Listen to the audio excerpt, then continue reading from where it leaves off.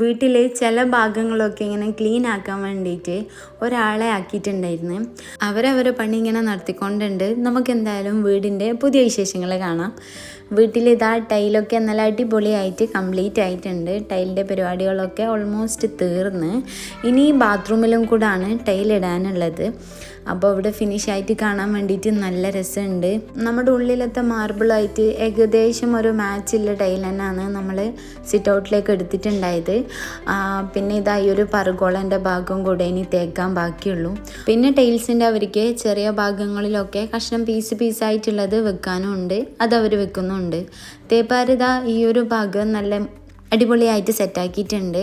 അതുപോലെ നമ്മുടെ ഗ്ലാസ് ഇതാ കൊണ്ടുവന്ന് ഫിറ്റ് ചെയ്യാൻ തുടങ്ങിയിട്ടുണ്ടായിരുന്നു. അവർ ഫിറ്റ് ചെയ്യുന്നതിൻ്റെ ഇടയിൽ ഞാൻ പോയിട്ട് ജസ്റ്റ് വീഡിയോസ് എടുത്തതാണ്. ഈ ഒരു കിച്ചണിൽ ഭയങ്കര ഇഷ്ടത്തോട് വെക്കുന്നത് ഈ ഒരു ഗ്ലാസ് ആണ്. കാരണം ഭയങ്കര ഇഷ്ടമാണ് എനിക്ക്. വെളിച്ചം കൂടുതലുള്ള ഏരിയ ഭയങ്കര ഇഷ്ടമാണ്.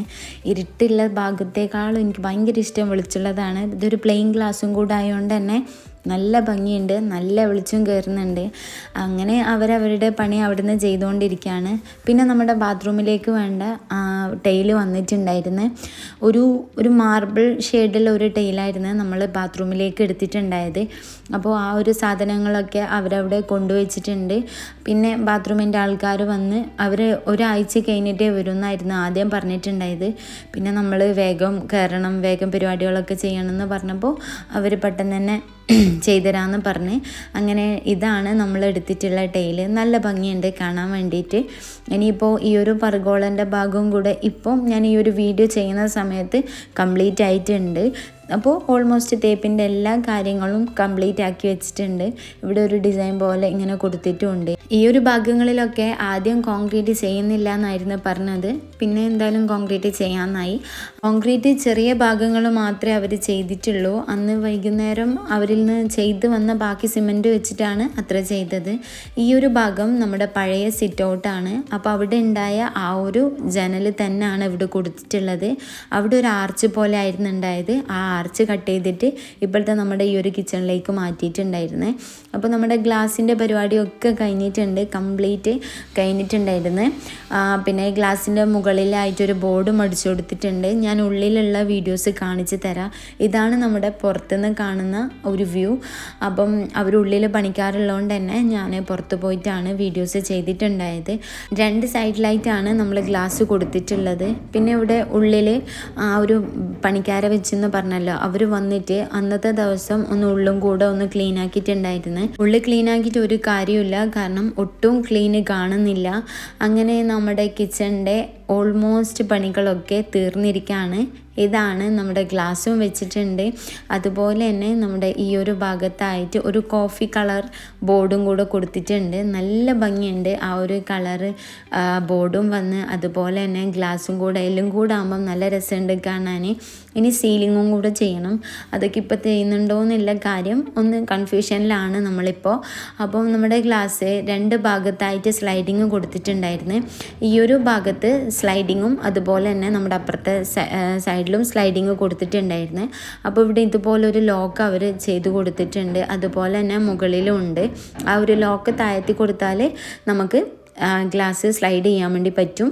അപ്പം ഇങ്ങനെയാണ് നമ്മുടെ ഈ ഒരു ഏരിയയിൽ സ്ലൈഡിങ് കൊടുത്തിട്ടുള്ളത്. ഒരു സ്ലൈഡിങ് ഡോർ വന്നിട്ട് നമ്മുടെ സിങ്കിൻ്റെ ആ ഒരു ഏരിയയിലും മറ്റേത് വന്നിട്ട് നമ്മുടെ അപ്പുറത്തുള്ള ഒരു കൗണ്ടർ ടോപ്പിലാണ് കൊടുത്തിട്ടുള്ളത്. നമ്മുടെ ഗ്യാസൊക്കെ വരുന്ന ആ ഒരു കൗണ്ടർ ടോപ്പിൽ നമ്മളവിടെ ഒരു ജനലാണ് ചെയ്ത് കൊടുത്തിട്ടുള്ളത്. അപ്പം നല്ല സ്മൂത്തായിട്ട് തന്നെ നമുക്കിനി കാര്യങ്ങളൊക്കെ എളുപ്പമാവും. മെയിനായിട്ടുള്ളത് പൊടികളൊക്കെ ഉണ്ടെങ്കിൽ നമുക്കത് തുടച്ചു കൊടുക്കാൻ എളുപ്പമാണല്ലോ. നമ്മൾ ഈ ഗിൽസും കമ്പിയൊക്കെ ആണെങ്കിൽ ഭയങ്കര ബുദ്ധിമുട്ടായിരിക്കും. ടോട്ടലി കാണാൻ നല്ല രസമുണ്ട്. ഈ ഒരു ഏരിയ ആണ് നമ്മൾ ജനലിൻ്റെ ആ ഒരു ഏരിയയിലാണ് നമ്മുടെ ഗ്യാസ് അടുപ്പൊക്കെ വെക്കാൻ പ്ലാന്. അപ്പം ഇങ്ങനെയൊക്കെയാണ് ഇപ്പോൾ ഉള്ളത്. ഇനി ഇവിടെ ഉള്ള വയറിങ്ങിൻ്റെ പണി ഓൾമോസ്റ്റ് തീർന്നിട്ടുണ്ട്. ഇനി സ്വിച്ച് ബോർഡും കാര്യങ്ങളൊക്കെ ആണ് കൊടുക്കാനുള്ളത്. പിന്നെ ഈ ഒരു ഭാഗത്തായിട്ടും ഇനിയൊരു ബോർഡ് അടിക്കുന്നില്ല. ഈ ഒരു ഭാഗത്ത് നമ്മൾ കമ്പിയാണ് അടിച്ചു കൊടുക്കുന്നത്.